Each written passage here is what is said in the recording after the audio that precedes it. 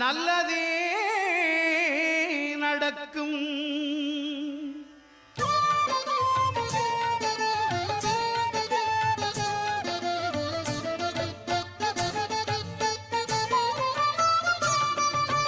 ஒன்பது கோளும் ஒன்றாய் காண அங்கு கற்பகம் என்னும் கடவுளின் மெய்யில் ஒன்பது கோளும் ஒன்றாய் காண அங்கு கற்பகம் என்னும் கடவுளின் மெய்யில்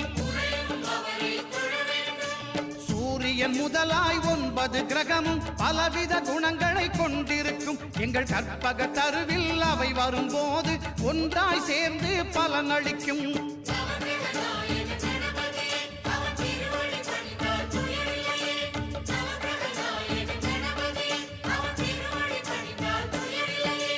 ஒன்பது கோளும் ஒன்றாய் காண அங்கு கற்பகம் என்னும் கடவுளின் மெய்யில்